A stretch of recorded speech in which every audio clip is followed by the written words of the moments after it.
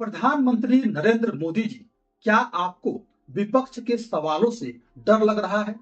राहुल गांधी ने संसद में बस कुछ सवाल उठाए, एपस्टीन फाइलों का जिक्र किया, अमेरिका के साथ डील पर दबाव की बात की और आपने तुरंत विशेषाधिकार हनन प्रस्ताव का हथियार उठा लिया। क्या राहुल गांधी को जेल भेजने की साजिश केंद्र सरकार रच रही है? क्या राहुल गांधी की सदस्यता छीन लेगी मोदी सरकार, जैसे कभी इंदिरा गांधी की छीनी गई थी? क्या मोदी सरकार तानाशाही हो चुकी है? क्या विपक्ष को बोलने का हक सदन में नहीं है?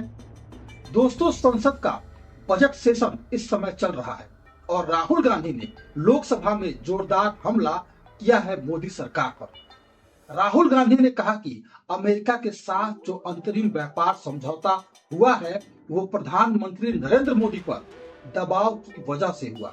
और दबाव कहां से आया?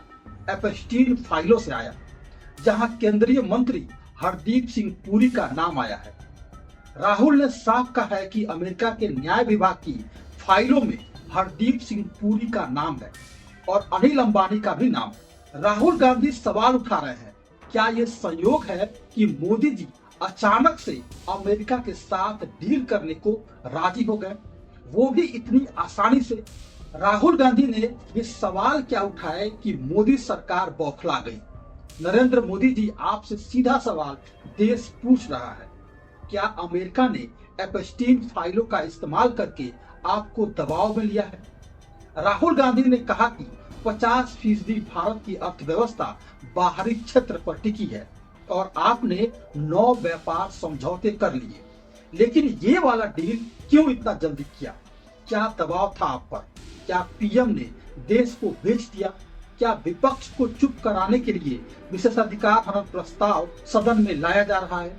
अब राहुल गांधी के सवाल पूछने पर पीएम मोदी और उनके मंत्री इतने बौखला गए हैं कि राहुल गांधी पर आरोप लगाने शुरू कर दिए हैं।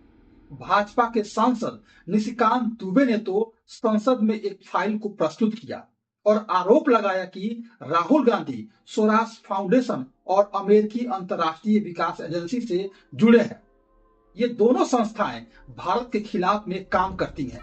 मतलब साफ है कि अगर खुद पर आरोप लगे तो जवाब देने की जगह उल्टा विपक्ष पर इल्जाम लगा करके मुद्दे से भटका दो।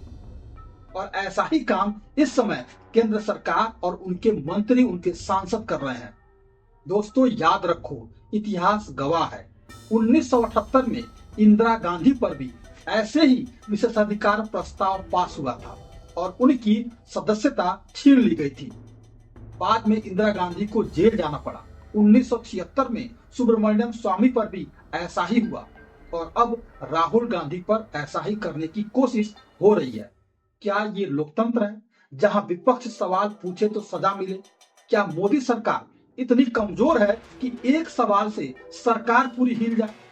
हरदीप पुरी जी, आप कहते हो कि राहुल ने संसद में गलत बयान दिए, लेकिन खुद एपस्टीन से मिलना आपने खुद स्वीकार किया। क्या ये दोहरा मापदंड नहीं है?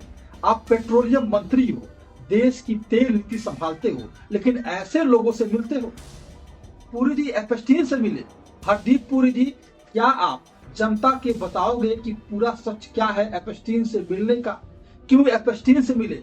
या पीएम नरेंद्र मोदी जी की तरह आप भी चुप रहोगे? और किरण रिजिजू ने कहा कि राहुल ने बिना नोटिस के आरोप लगाए। किरण भूल गए कि संसद में बहस होती है सवालों से, नोटिस से थोड़े ही। क्या विपक्ष को पहले परमिशन लेनी पड़ेगी? क्या मोदी सरकार इतनी डरपोक है? क्या जनता ये बर्दाश्त करेगी? क्या ये वो भारत है जहां आवाज दबाई जाए? राहुल ने जनरल नरवणे की किताब 4 स्टार्स ऑफ डेस्टिनी का जिक्र किया, सरकार पर सवाल उठाए।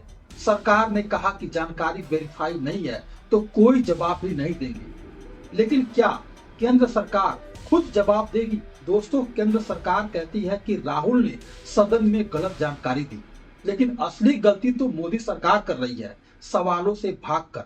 क्या ये सही है? क्या विपक्ष को कुचलने की तैयारी कर रही है मोदी सरकार? दोस्तों, मैसेज साफ है, मोदी सरकार सवालों से डरती है। राहुल गांधी जैसे नेता जनता की आवाज है, उन्हें चुप करा रही है ये केंद्र सरकार। जनता देख रही है। जय हिंद।